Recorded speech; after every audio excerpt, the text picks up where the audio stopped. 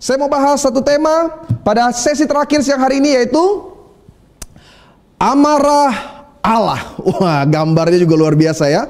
Petir menyambar. Saya kayak Thor. Bukan Thor yang dari Marvel, bukan nih. Saya lebih tepatnya Thorik, ya kan? Amarah Tuhan seringkali dilihat atau didefinisikan dengan cara pandang yang berbeda. Karena gini saudara, sejauh mana kita mengerti, sejauh mana kita memahami segala sesuatu, sejauh itu pula kita bersikap. Salah satu yang mematikan di tengah pandemi ini, para ahli setuju bahwa sebenarnya bukan hanya virusnya yang berbahaya, tapi pola pikir kita yang salah juga itu yang berbahaya.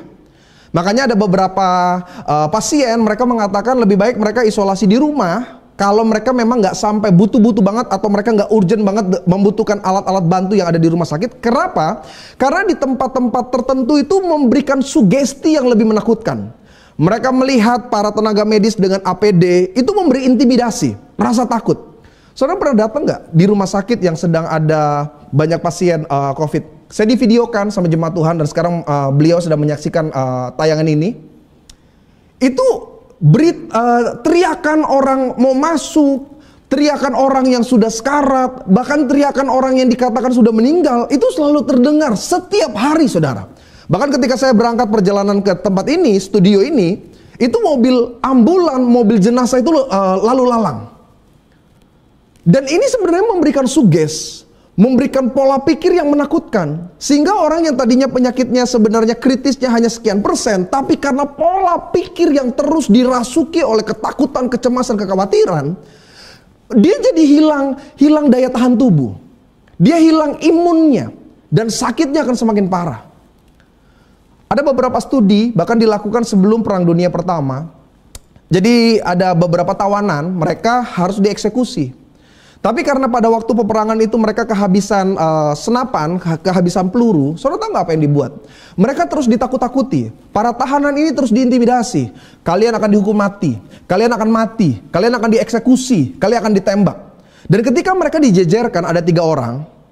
Mereka sebelum ditutup matanya, sebelum dieksekusi, mereka melihat beberapa tentara memegang laras panjang. Beberapa tentara, padahal laras panjang itu atau senjata itu tidak ada peluru.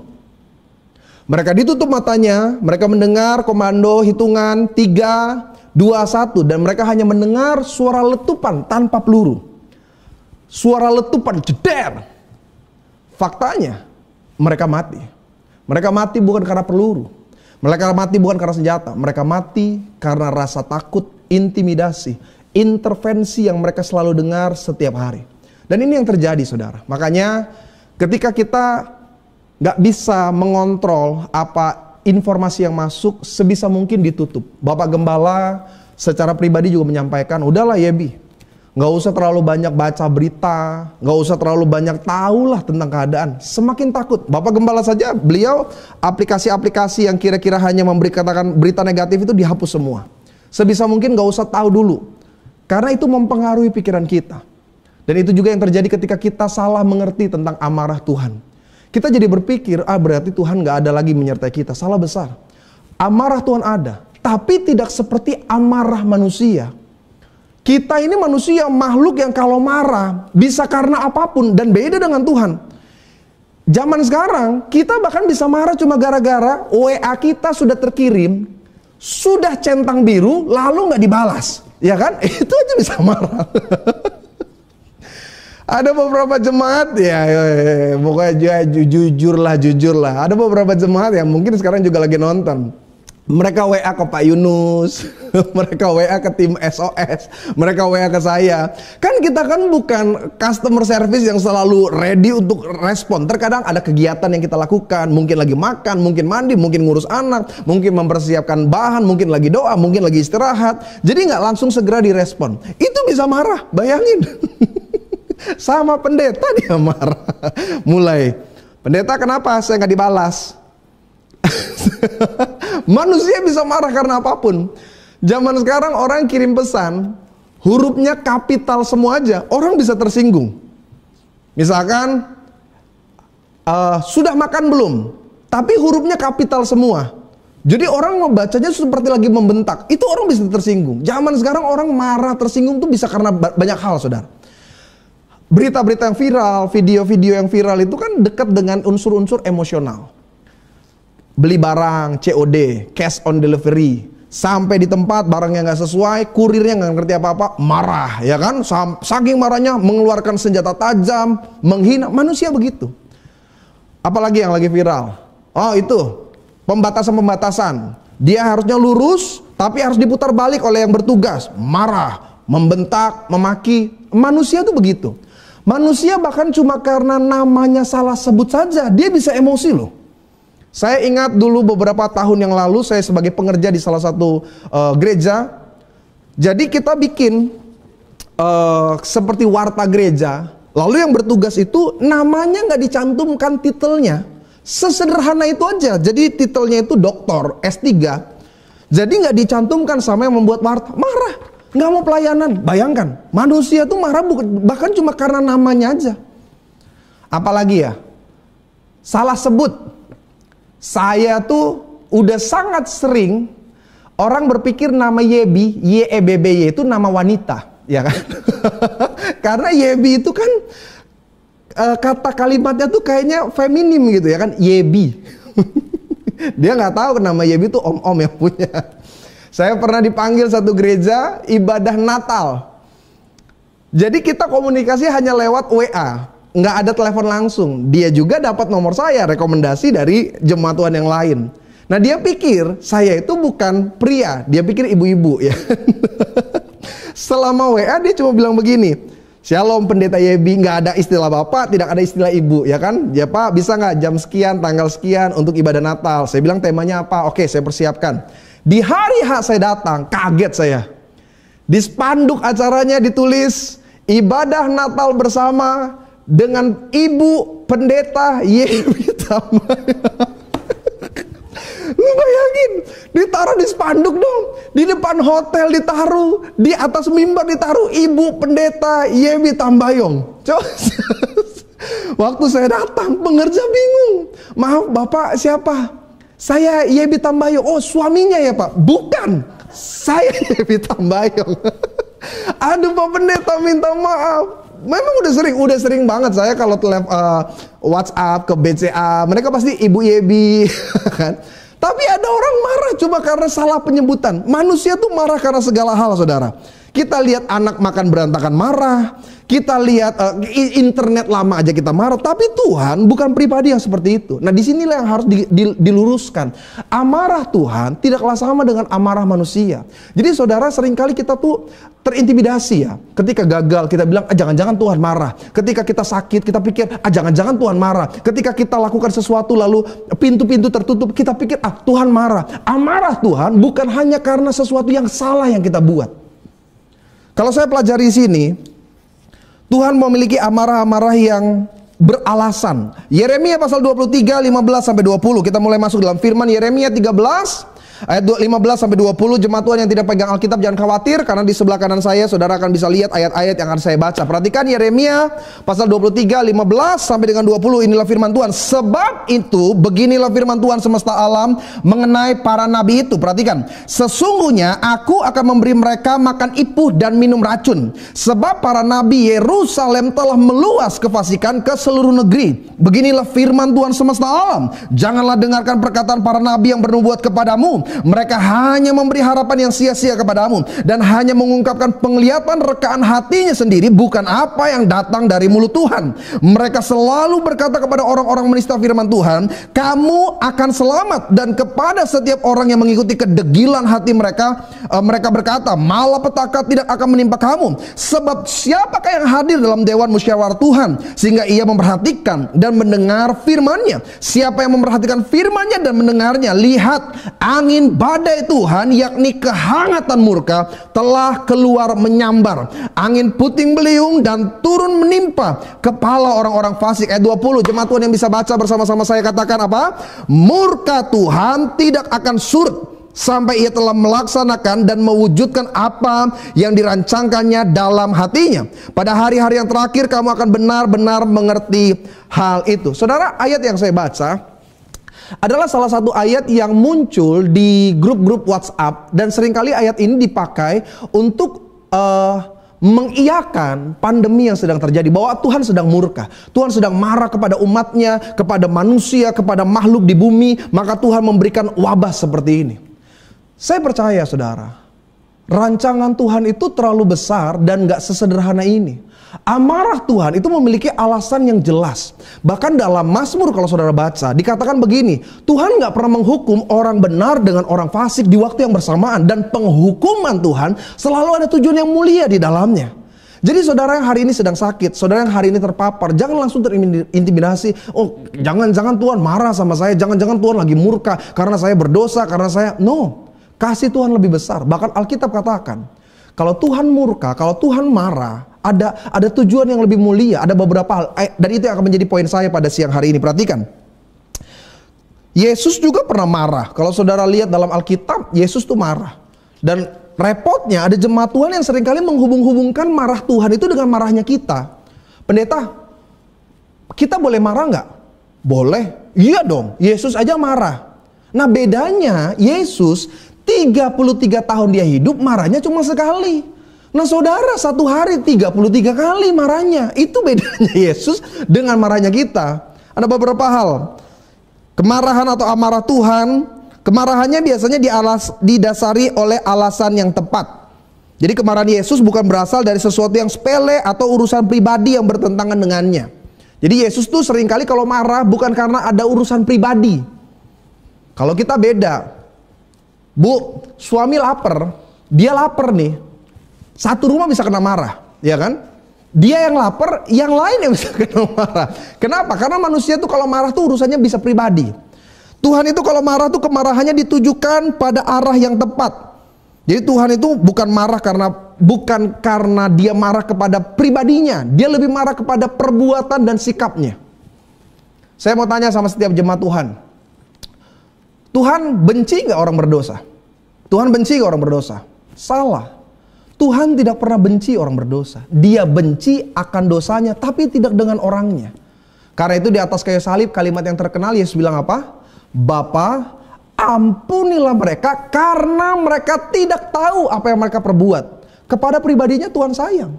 Seperti kepada wanita pelacur itu yang kedapatan berzina. Apa kata Yesus? Yesus tidak melempari dia dengan batu. Bahkan Yesus berkata, dosa-dosamu diampuni. Tapi ada kalimat berikutnya. Jangan berbuat dosa lagi. Jadi yang pertama, kenapa harus ada amarah Tuhan? Apa yang harus kita pelajari dari amarah Tuhan? Yang pertama, amarah Tuhan agar kita tidak jatuh dalam kesalahan. Yeskiel 18, 30-32. Lihat Alkitab saudara. Yeskiel 18, 30-32. Ada 3 ayat, saudara perhatikan. Oleh karena itu aku akan menghukum kamu masing-masing menurut tindakannya, hai kaum Israel. Demikianlah firman Tuhan Allah, bertobatlah. Perhatikan kalimat ini, bertobatlah. Sama-sama yang bisa baca di sebelah kanan saya katakan apa? Berpalinglah dari segala durhakamu, supaya itu jangan bagimu menjadi batu sandungan yang menjatuhkan kamu ke dalam kesalahan. Ayat 31. Buangkanlah daripadamu segala durhaka yang kamu buat terhadap aku, dan perbaharuilah hatimu dan rohmu. Mengapakah kamu akan mati, hai kaum Israel? Ayat 32. Sebab aku tidak berkenan. Perhatikan ya, ini maksud dan tujuan Tuhan. Perhatikan, baca dengan jelas. Sebab aku tidak berkenan kepada kematian seseorang yang harus ditanggungnya. Demikianlah firman Tuhan. Oleh sebab itu, apa katanya? Bertobat supaya kamu hidup. Jadi kalau Tuhan memberikan hukuman, kalau Tuhan memberikan sebuah menunjukkan murka dan amarahnya, tujuan Tuhan itu bukan kematian. Perhatikan ya, tujuan Tuhan bukan kematian, tujuan Tuhan adalah pertobatan. Jadi kalau hari ini saudara, Bapak Ibu melihat kondisi pandemi seperti ini, coba deh introspeksi diri. Jangan-jangan memang ada yang Tuhan mau ingetin sama kita. Waktu Tuhan izinin kita di rumah aja, waktu Tuhan izinin usaha, bisnis kita hari ini mengalami penurunan, bukan karena Tuhan benci, bukan karena Tuhan nggak mau tolong saudara. Justru Tuhan mau ajar kita lebih murni lagi. Coba tanya deh sama hati kita, Tuhan apa ya yang Tuhan mau di tengah pandemi seperti ini? Yang pertama, Tuhan mau kita lebih dekat sama Tuhan. Dulu waktu keadaannya sehat, aduh boro-boro kita ingat sama Tuhan. Kita doa juga seringkali nggak ada perasaan. Yesus terima kasih Tuhan segala berkat. Apapun yang buat kami. Kapan biasanya orang doa sungguh-sungguh? Waktu susah. Itu waktu susah. waktu diberkati, waktu sukses, waktu bergelimpangan keberhasilan. Seringkali doa juga salah-salah. Kapan orang doa sungguh-sungguh? Waktu susah. Mungkin Tuhan hari ini lagi mau ingatkan bagaimana kita kembali datang sama Tuhan. Makanya di gereja ini kita ditekankan doa, pujian, penyembahan, dan firman. Dan kapan kita melakukannya? Bukan cuma hari Minggu. Maybe every day. Di masa-masa engkau di rumah saja. Di masa-masa di mana suami, istri, anak ada waktu kumpul bersama-sama. Dulu di hari-hari yang lalu kita terlalu banyak excuse, alasan yang kita katakan, saya sibuk, saya nggak punya waktu, saya nggak ada saat yang tepat. Tapi mungkin sekarang saatnya. Buat jemaat-jemaat Tuhan, engkau yang sedang sakit, engkau yang menyaksikan ini dalam keadaan terkapar, ingat kasih Tuhan begitu besar bagi saudara. Tapi kenapa pendeta sekarang saya terkapar? Supaya engkau memanggil nama Yesus dalam setiap kata dan kalimatmu. Jadi waktu awal-awal kita gereja harus mengambil langkah menutup ibadah tatap wajah, Bapak Gembala itu bikin Zoom terbatas dengan beberapa hamba Tuhan. Ada banyak hal yang Bapak Gembala sampaikan dalam Zoom tersebut, tapi ada satu hal yang mengena di hati saya. Beliau menyampaikan begini. Setiap engkau berdoa, panggil nama Yesus. Setiap engkau berdoa, sebut nama Yesus. Karena di bawah kolong langit ini tidak ada nama yang berkuasa selain daripada nama Yesus. Seringkali kita lupa menyebut nama Yesus di masa-masa kita bergembira. Di saat yang baik, di saat kesuksesan, keberhasilan, kelimpahan terjadi, kita seringkali lupa. Kita cuma bilang, ya Tuhan terima kasih. Tapi Pak Gembala tekankan, panggil nama Yesus dalam segala keadaan dan kondisi. Murka Tuhan seringkali ditujukan supaya kita ingat sama Tuhan. Ada satu kisah peristiwa yang luar biasa. Terjadi kepada seorang nabi namanya Yunus. Yunus pasal 2 ayat 7 sampai 10. Perhatikan Alkitab saudara, Yunus pasal 2 ayat 7 sampai 10. Saudara tahulah kisahnya. Ini Nabi Yunus ini satu kali Tuhan bilang, "You pergi ke Niniwe. Sampaikan pertobatan supaya mereka terima pengampunan." Tapi ternyata dia bukan pergi ke Niniwe, dia pergi ke daerah lain, dia pergi ke Tarsus. Dan di tengah lautan tiba-tiba terjadi gelombang besar, badai menerpa. Dan singkat cerita, orang di kapal melempar undi dan nama Yunus keluar. Dan akhirnya dia dimakan oleh ikan. Disinilah dia mulai ingat kepada Tuhan. Karena tadinya dia nggak mau dengar, dia nggak mau ikut. Ada alasan secara politis kenapa Yunus tidak mau pergi ke Niniwe. Tapi apapun alasannya, perintah Tuhan sudah disampaikan kepada nabi ini. Dan apa yang terjadi? Dia pergi. Dia merasa ya nothing happen. Dan tiba-tiba terjadi. Dia dimakan ikan, dia ditelan hidup-hidup. Tapi karena hal seperti itu, amarah Tuhan mendatangkan pertobatan. Lihat Alkitab. Yunus pasal 2. Saya kalau baca kitab Yunus tuh agak kurang sopan ya. Karena wakil gembala kita namanya Bapak Pendeta Yunus. Jadi kita lihat wakil gembala pasal 2. Wakil gembala pasal 2 ayat 7 sampai. Nih Om Yunus lagi nonton. Om minta izin Om, namanya saya sebut-sebut. Perhatikan ayat yang ke-7 dari pasal yang kedua kitab Yunus. Ketika jiwaku letih lesu. Ini orang butuh letih lesu dulu nih baru ingat sama Tuhan. Ketika jiwaku letih lesu di dalam aku, teringatlah aku kepada Tuhan. Ada jemaat pernah tanya pendeta, kenapa ya saya kalau mau baca Alkitab suka ngantuk. Saya kalau tidur malam tuh kayaknya gak bisa lama-lama. Kenapa ya pendeta kira-kira? Jawabannya sederhana, lu gak punya masalah. Karena orang kalau punya masalah ya kan gak akan doa cepet-cepet. Sama nih kalimatnya nih sama Nabi Yunus. Dia bilang apa? Ketika jiwaku letih lesu di dalam aku, teringatlah aku kepada Tuhan. Dan sampailah doaku kepadamu ke dalam bait-Mu yang kudus. Mereka yang berpegang teguh pada berhala kesia-siaan, mereka lah yang akan meninggalkan Dia yang mengasihi mereka dengan setia. Tetapi aku dengan ucapan syukur akan kupersembahkan korban kepadamu. Dan apa yang kunazarkan akan kubayar. Keselamatan adalah dari Tuhan. Apa yang terjadi ayat 10? Ketika Yunus bertobat, ketika dia berpaling kepada Tuhan, murka Tuhan diganti menjadi sebuah keselamatan, sebuah hal yang baik. Sama-sama ayat 10 dikatakan, lalu berfirmanlah Tuhan kepada ikan itu, dan ikan itu pun memuntahkan Nabi Yunus ke darat. Jadi yang pertama, apa yang harus kita mengerti dari amarah Tuhan? Pak, pandemi ini amarah Tuhan nggak? Bisa jadi saudara. Tapi maksud Tuhan lalu supaya kita ingat, kita bertobat, kita kembali kepada Tuhan. Apalagi sih saudara kita mau cari? Maaf ya, saya ngomong agak sedikit vulgar. Seperti yang engkau bisa baca, seperti berita yang kau dengar, seperti video yang dapat kau saksikan. Kematian bisa terjadi dengan cara-cara yang gak masuk akal, saudara. Ada beberapa hal yang menakutkan dari C19. Ada namanya heavy, adalah istilah medisnya, saya nggak mau sebut. Tapi intinya, dia bahkan bisa nggak sadar bahwa dia ini sedang terjangkit dengan sangat parah. Tapi buat kita orang percaya, ketika engkau mendengar kabar-kabar negatif, ketika engkau tes dan dinyatakan engkau positif, tetap percaya. Tuhan punya maksud yang sungguh-sungguh baik bagi saya dan saudara. Engkau yang sedang terkapar, engkau yang sedang isolasi mandiri, saudara yang sedang hari ini engkau sedang mengalami ketakutan, kecemasan, kekhawatiran, saya mau katakan, Tuhan ingin engkau lebih dekat sama Tuhan. Panggil nama Yesus. Hanya nama Yesus, hanya nama Yesus, hanya nama Yesus, berikanku kepastian. Gak usah dengar berita-berita yang terlalu banyak memberikan ketakutan. Dengar-dengar aja yang baik-baik. Saya di rumah juga awal-awal juga pandemi yang kedua nih, maksudnya gelombang tsunami pandemi yang kedua ini, saya dengar berita tuh aduh khawatir. Belum lagi di tempat saya tinggal sekarang udah di lockdown, sudah ditutup klaster, orang luar tuh nggak boleh masuk. Di perumahan tempat saya tinggal, perumahan besar itu sekarang sudah berlaku jam malam. Wah ngeri, karena daerah kami tuh masuk dalam zona merah. Kalau kita cuma dengar berita, waduh cemas.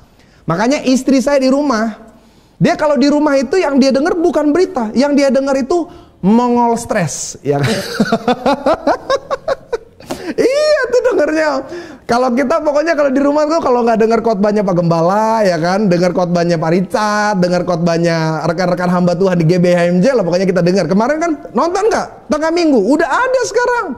Ada pendeta Andi, pendeta Edi, ya kan, pendeta Evata, itu dengar tuh saudara. Itu memberikan kekuatan. Istri saya gitu, dia kalau udah selesai dengar khotbah, dia dengar Mongol stres. Saya bilang, sayang kamu nggak ikut stres, justru dia lepas stres.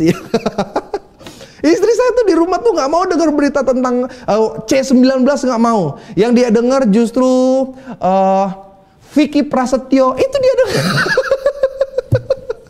Vicky Prasetyo tuh didengar tuh. Saya bilang, kok lu dengar kayak gituan? Ya biar gue lepas stres lah. Saudara di rumah itu bikin yang bahagia lah, happy aja. Pak Gembala bilang udah happy aja lah.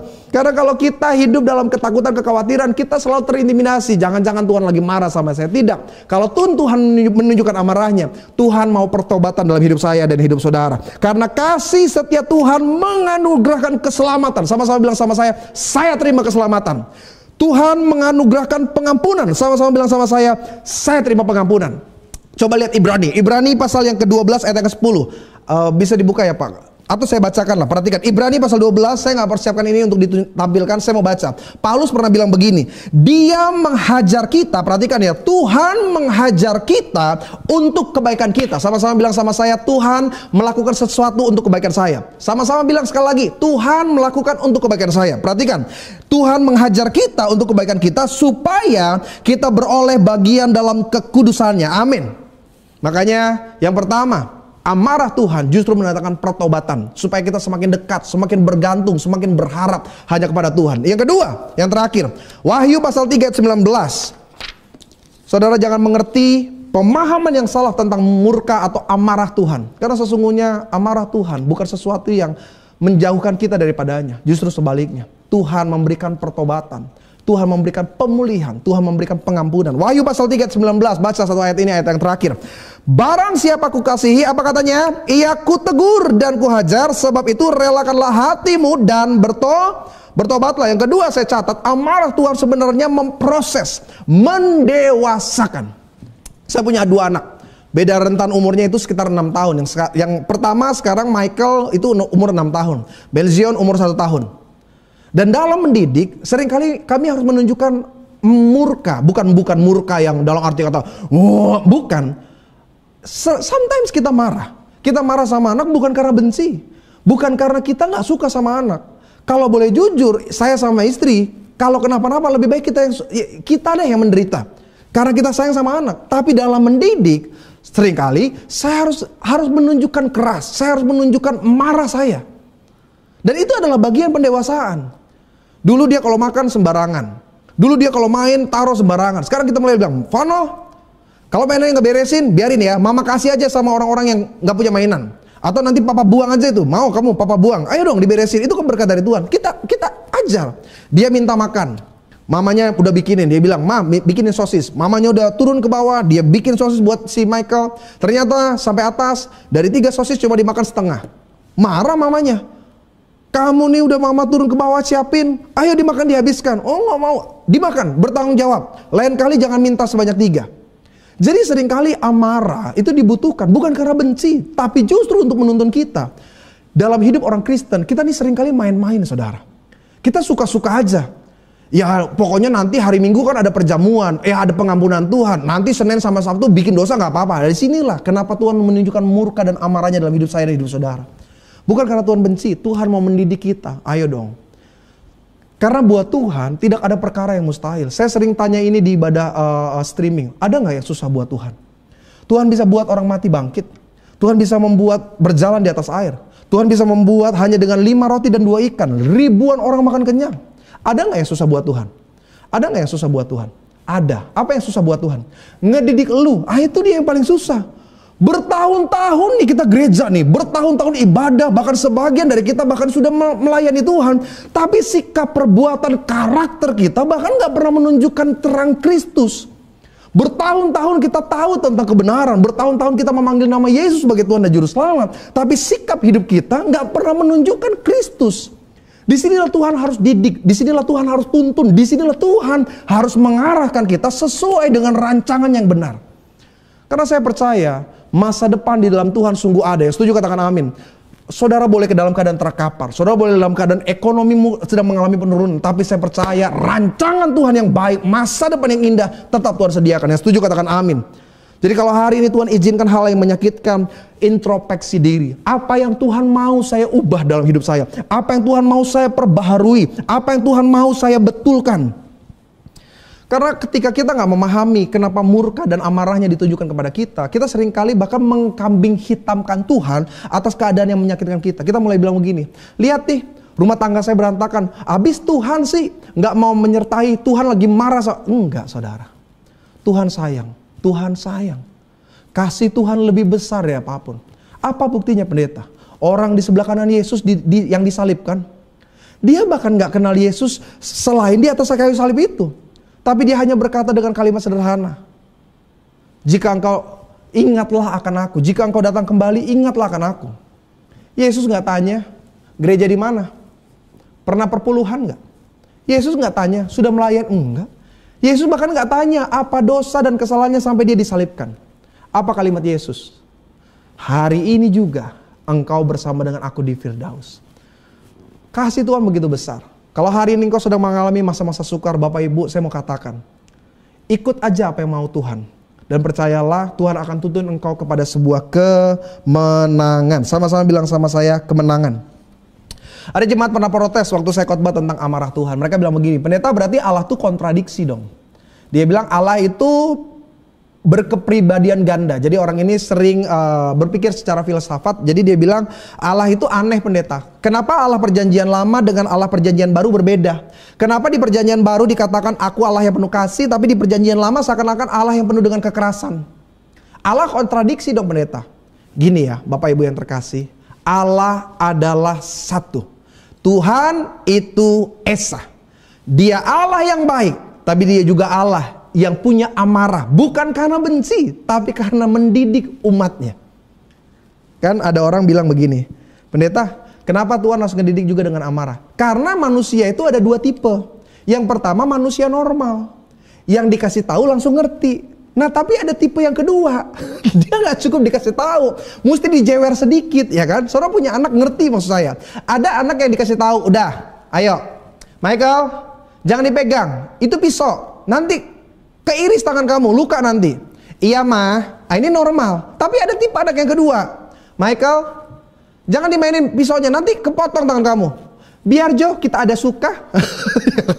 Biarin kita mau suka main pisau, itu. Yang model kayak gini gak cukup pakai mulut, ya kan? Mesti dipelintir sedikit, dia punya telinga itu. Atau mesti disentil sedikit. Tuhan itu kalau dia kasih hukuman sama kita, bukan karena hukuman yang besar, saudara. Tuhan tuh kasih hukuman kecil, cuma supaya sadar. Kalau Tuhan sampai murka bener, habislah semuanya. Jadi hari ini saya mau ajak setiap jemaat Tuhan, ayo Pak, tetap semangat, tetap percaya. Tuhan gak pernah meninggalkan saya dan saudara. Tuhan tetap menolong. Waktu saya sudah habis saudara, saya mau tekankan. Mari sama-sama berjuang. Saudara yang sedang mengalami keadaan yang kurang baik, engkau yang dinyatakan positif, engkau yang sedang isolasi mandiri, engkau yang dalam keadaan sekarat, jangan putus asa. Tuhan sayang sama saudara. Saudara-saudara yang terdampak dalam ekonomi, saya ngerti sebagian besar dari jemaat Tuhan hari ini sedang mengalami kemerosotan dalam aspek ekonomi. Sebagian saudara mungkin bingung bagaimana hari ke depan saya, tapi saya mau katakan Yesus yang berjanji, aku menyertai kamu sampai kesudahannya. Kita akhiri, ada satu kalimat pujian yang saya mau ajak setiap jemaat kita nyanyikan. Gak ada musik, gak ada sound sama sekali, tapi saya percaya penyembahan bukan karena indahnya kalimat kita bernyanyi. Penyembahan bukan karena bagusnya melodi yang kita ucapkan. Penyembahan adalah ketika kita percaya Tuhan ada bersama dengan kita. Ada satu pujian sebelum kita tutup dalam doa. Pujian yang selalu dibawakan oleh gembala jemaat kita, Bapak Pendeta Hermianto. Sama-sama saudara yang di rumah. Tuhan pegang tanganku.